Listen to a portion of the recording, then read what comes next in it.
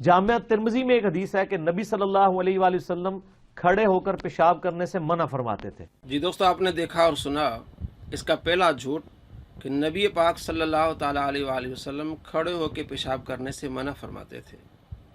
کتنا بڑا جھوٹ نبی پاک صلی اللہ تعالیٰ علیہ وآلہ وسلم پر۔ رسول پاک صلی اللہ تعالیٰ علیہ وآلہ وسلم کا فرمان ہے کہ جو مجھ پر جان بوجھ کے جھوٹ بولے وہ اپنا ٹھکانہ جہنم بنا لے۔ تو آج میں آپ کو دکھانے والا ہوں اس کے 5 جھوٹ، پھر اگلی قسط میں 15 جھوٹ، پھر اس سے تیسری قسط میں 25 جھوٹ۔ تو پہلا جھوٹ کیا ہے؟ اس نے آپ صلی اللہ تعالیٰ علیہ وآلہ وسلم پر جھوٹ باندھا ہے۔ حدیث کے آپ کے سامنے ہے، روایت حضرت عائشہ رضی اللہ تعالیٰ عنہا سے، یہ میں وہ دکھا رہا ہوں جو اس نے دکھائی ہے۔ فرمایا انہوں نے کہ جو کہے تم سے کہ رسول اللہ صلی اللہ تعالیٰ علیہ وآلہ وسلم کھڑے ہو کر پیشاب کرتے تھے، سچا نہ جانو اس کو، نہ تھے پیشاب کرتے مگر بیٹھ کر۔ آپ صلی اللہ تعالیٰ علیہ وآلہ وسلم کا فرمان اس نے سنایا۔ حدیث نمبر 12 ترمذی شریف۔ تو اس نے جھوٹ بولا آپ صلی اللہ تعالیٰ علیہ وآلہ وسلم پر، اور جھوٹے پر اللہ کی لعنت ہے۔ اور نبی پاک صلی اللہ تعالیٰ علیہ وآلہ وسلم پر جو بندہ جھوٹ بولے وہ اپنا ٹھکانہ جہنم بنا لے۔ اس کا دوسرا جھوٹ، ضعیف حدیث صحیح مسلم کے مقدمے میں امام مسلم نے کیٹیگوریکل مینشن کر دیا کہ ضعیف حدیث نہ فضائل میں لی جائے گی اور نہ احکامات کے۔ یہ اس کا دوسرا جھوٹ ہے۔ یہ کہہ رہا ہے کہ امام مسلم نے واضح طور پر مسلم کے مقدمے میں لکھا ہے کہ ضعیف حدیث نہ فضائل میں لی جائے گی اور نہ احکامات میں لی جائے گی۔ اب اس کی ویڈیو سے اس جھوٹ کا ہم آپ کو پردہ چاک کر کے دکھاتے ہیں۔ یہ اب کہے گا کہ میں نے اسے نتیجہ اخذ کیا ہے۔ پہلے کہہ رہا تھا واضح طور پر، واضح الفاظ میں امام مسلم نے لکھا ہے صحیح مسلم کے مقدمے میں کہ ضعیف حدیث نہ فضائل میں لی جائے گی نہ احکامات میں، لیکن اب کیا کہہ رہا ہے یہ بھی ذرا دیکھیں۔ امام مسلم نے صحیح مسلم کے مقدمے میں لکھا ہے کہ جو حدیثیں ہیں یا تو حلال و حرام کے لیے لی جاتی ہیں یا لی جاتی ہیں امر اور نہی کے لیے، امر و نواہی کے لیے، کسی کام کا حکم دینے یا اس سے منع کرنے۔ اسی کے تحت میں نے کیلکولیشن نکالا تھا کہ امام مسلم ضعیف حدیث کو فضائل میں لینے کے بھی قائل نہیں ہے۔ اسی کے تحت میں نے کیلکولیشن نکالا تھا کہ امام مسلم ضعیف حدیث کو فضائل میں لینے کے بھی قائل نہیں ہے۔ حدیث صحیح مسلم کے مقدمے میں امام مسلم نے کیٹیگوریکل مینشن کر دیا کہ ضعیف حدیث نہ فضائل میں لی جائے گی اور نہ احکامات کے۔ اسی کے تحت میں نے کیلکولیشن نکالا تھا کہ امام مسلم ضعیف حدیث کو فضائل میں لینے کے بھی قائل نہیں ہے۔ جی دوستو، آپ نے دیکھا، اب یہ کہہ رہا کہ میں نے اسے نتیجہ اخذ کیا ہے۔ پہلے کیا کہا اس نے، بعد میں کیا کہا، اس کا دوسرا جھوٹ۔ اب اس کا تیسرا جھوٹ بھی سماعت فرمائی ہے۔ اے وٹھا کرنے والی چڑیا جیڑی فقہ حنفی دے تحت، اگر ہمارے نزدیک تو نہیں لیکن ان کے نزدیک اگر کپڑوں کے اوپر یہ بیٹ کر دے تو کپڑے ناپاک ہو جاتے ہیں۔ دوستو یہ بھی اس کا جھوٹ ہے۔ فقہ حنفی میں یہ ہرگز نہیں ہے کہ چڑیا آ کر بیٹ کر جائے تو کپڑا ناپاک ہوگا، یہ نہیں ہے، بلکہ یہ کہ کبوتر، چڑیا، اس طرح کے جو اڑتے ہوئے جانور ہیں، حلال جانور ہیں، وہ اگر بیٹ کر جائیں تو کپڑا ناپاک نہیں ہوگا۔ یہ بہار شریعت جلد اول صفحہ نمبر اس کا 391، مسئلہ نمبر 18، جو پرند حلال اونچے اڑتے ہیں جیسے کبوتر اونچے اڑنے والے ہیں، مینا، مرغابی، قاز، ان کی بیٹ پاک ہے۔ یعنی کبوتر اونچا اڑ رہا ہے تو اس کی بیٹ کیا ہے؟ پاک ہے۔ چڑیا بھی اونچا اڑ رہی ہے اور حلال ہے تو اس کی بیٹ بھی کیا ہے؟ پاک ہے۔ مزید چڑیا کا لفظ بھی آپ دیکھیں کہ اگر چڑیا کی بیٹ پانی پر چلی جائے تو پانی ناپاک نہیں ہوتا، اسی طرح کپڑا بھی ناپاک نہیں ہوتا۔ بہار شریعت جلد نمبر 1 صفحہ نمبر 335 یہ آپ کے سامنے ہے۔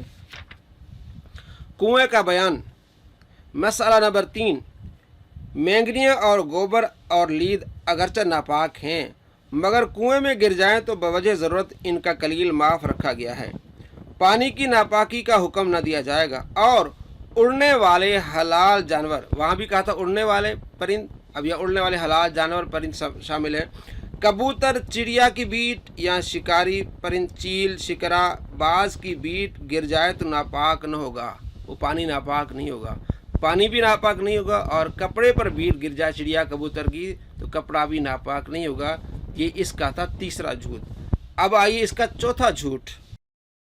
فقہ حنفی میں یہ لکھا ہوا ہے کہ اگر کوئی شخص کتا اٹھا کے نماز پڑھے تو اس کی نماز بالکل درست ہے، لیکن اگر کوئی شخص اپنے چھوٹے بچے کو اٹھا کے نماز پڑھے تو اس کی نماز باطل ہو جائے گی۔ کتا اٹھانے کے آداب، تو فقہ حنفی میں لکھا ہوا ہے کہ کتا اگر آپ اس طرح اٹھا کے نماز پڑھیں देखो किड्डी वड्डी कहानी है, तो उसके मुंह को बांध लेंगे कि आप सुभान अल्लाह। कितना बड़ा झूठा और मक्कार है, जिस अंदाज से बात कर रहा है, इसको शर्म आनी चाहिए। जिस तरह हंस रहा है बेशर्मी की तरह, हालांकि फ़िक़्ह हनफी में ये मसला हरगिज़ नहीं है कि कोई बंदा बच्चा उठा ले तो उसकी नमाज बातिल हो जाएगी। ये किताब है बदाए सनाए और इसका तर्जमा है नेमतुल बारी में उसको कोट किया है अल्लामा गुलाम रसूल सईदी रहमतुल्लाह अलैह ने, जिल्द नंबर 2 सफ़ा नंबर 342, और बदाए सनाए में जिल्द नंबर 2 सफ़ा नंबर 146 पर ये इबारत मौजूद है। अल्लामा कासानी इस हदीस का जिक्र करते हैं कि आप सल्लल्लाहु ताला अलैहि वसल्लम ने अपनी नवासी को कांधे पर उठाया था नमाज की हालत में। फरमाते हैं नबी सल्लल्लाहु ताला अलैहि वसल्लम का ये अमल मकरूह नहीं था, क्योंकि आपको इसकी एहतियाज थी, वहाँ पर उस बच्ची की हिफाजत करने वाला और कोई नहीं था। ये बुखारी शरीफ में हदीस है 516, उसकी तशरीह फरमा रहे हैं और ये अल्लामा कासानी लिख रहे हैं।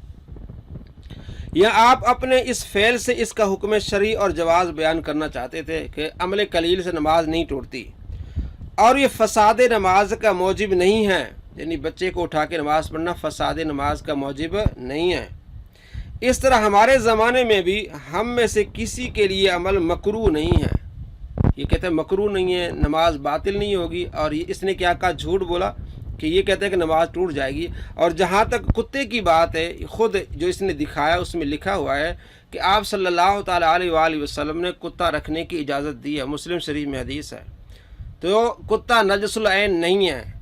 कुत्ते का जिस्म अगर अपने कपड़ों पर लग जाए तो कपड़े नापाक नहीं होंगे। हाँ, कुत्ते का गोश्त हराम है, और जिस जानवर का गोश्त हराम होगा उसका लुआब, उसकी थूक, वो सार जो नापाक होगी। अब फरमाया कि कुत्ते का लुआब अगर लग जाए आपके कपड़ों पर तो आपका कपड़ा क्या हो जाएगा, नापाक हो जाएगा। इसी तरह जब कुत्ते रखने की इजाज़त है, आप कुत्ते रख रहे हैं इसलिए कि मवेशियों की हिफाजत के लिए आपने इजाज़त दी आप सल्लल्लाहु ताला अलैहि वसल्लम ने, तो वहाँ आपने नमाज़ पढ़नी है। इर्द गिर्द कुत्ते ने आना है तो आपसे उसने अटकलियाँ करनी है, चिमटना है। नमाज की हालत में बाज़ औक़ात चिमटता है, तो फरमाया अगर उसका मुंह बंधा हुआ है, मुंह बंद है, तो फिर आपकी नमाज हो जाएगी। ये हरगिज़ मसला नहीं है कि आपने कुत्ता उठा के नमाज़ पढ़नी है। ये फुक़हा बता रहे हैं कि अगर नमाज की हालत में कुत्ता आ जाए, उसको बंदा उठा ले नमाज की हालत में मजबूरी के तहत, तो नमाज उसकी हो जाएगी जब तक उसका मुंह बंधा हुआ, उसकी राल कुत्ते की इसके लिबास पर ना आए। इसी तरह बुखारी शरीफ में मसला है, 1100 नंबर हदीस है, और 741 नंबर हदीस है नसाई में कि आप सल्लल्लाहु ताला अलैहि वसल्लम ने गधे पर नमाज पढ़ी है। तो गधे का जो गोश्त वो हराम है। जब जिस जानवर का गोश्त हराम होगा उसकी जो राल थूक है वो भी नापाक होगी। तो अगर कोई आज गधे पर नमाज पढ़ेगा तो उसे मसला समझाया जाएगा। इसने तनकीद की जी सुन्नतें और आदाब, जिस तरह इसका अंदाज़ है बेहुदगी वाला, ऐसी हरगिज़ बात नहीं। बात ये समझाते हैं फुक़हा कराम कि अगर कोई बंदा गधे पर नमाज पढ़ेगा तो उसको ये एहतियात करनी पड़ेगी कि उसकी राल जो है उसकी लिबास पर ना आए। गधे की राल आदमी के लिबास पर ना आए। अगर गधे की राल थूक आदमी के लिबास पर आएगी तो कपड़ा क्या हो जाएगा, नापाक हो जाएगा, और नापाक कपड़े के साथ नमाज फिर नहीं होगी। तो इसी तरह जब हदीस आएगी तो उसको समझाते फुक़हा कराम। लेकिन इस बंदे ने किस अंदाज से बात की और झूठ बोला। तो कुत्ता उठा के नमाज पढ़ना ये लाज़मी नहीं है। नमाज की हालत में कुत्ता आ जाए या कोई इस तरह का मसला बन जाए तो उठा के नमाज पढ़ सकती, जवाज़ है। और सुन्नत आप सल्लल्लाहु ताला अलैहि वसल्लम जिस तरह एक बच्ची को आपने उठाया, ये भी जवाज़ है। तो कुत्ता उठाने के बारे में इसने तनकीद की, ये जवाज़ का काम है। और ये जाहिल इस तरह तनकीद करते हैं। फुक़हा पर अल्लाह तबारक व तआला की रहमतें हों, जो तमाम मसाइल को उजागर करके बताते हैं, तफसील से बताते हैं कि किसी एरिया में, किसी इलाके में लोग कुत्ते रखते हों अपने जानवरों की हिफाजत के लिए, तो अगर कुत्ते अटकलियाँ करें तो वो नमाज की हालत में अगर आ जाए तो कुत्ते का अगर मुंह बंधा हुआ तो आपकी नमाज हो जाएगी। अब इसका 5वां झूठ कि मौलाना इयास कादरी पर झूठ बांध रहा है, वो आप खुद मुलाहिज़ा फरमाएं।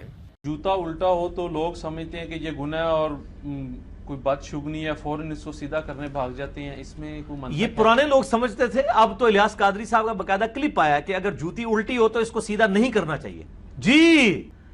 लेकिन ये आजकल ताजा था जो कि ये क्लिप चला हुआ है और बहुत ज्यादा चला हुआ है, और इसको प्रमोट किया जा रहा है कि जी अगर उल्टी हो जाए जूती इसको सीधी नहीं करना। अगर चप्पल उल्टी हो जाए तो फिर क्या झगड़ा होता है? झगड़ा तो नहीं कहीं पड़ा। इस्तेमाल शुदा चप्पल जो है वो अगर उल्टा पड़ा हो तो इसको सीधा कर देना चाहिए। जी दोस्तों, आपने देखा اس نے کہا کہ مولانا الیاس قادری صاحب کہتے ہیں کہ یہ منع ہے، اسے روکتے ہیں، اور خود وہ کیا کہہ رہے ہیں مولانا الیاس قادری صاحب کہ جوتا الٹا ہو تو اس کو سیدھا کر لینا چاہیے۔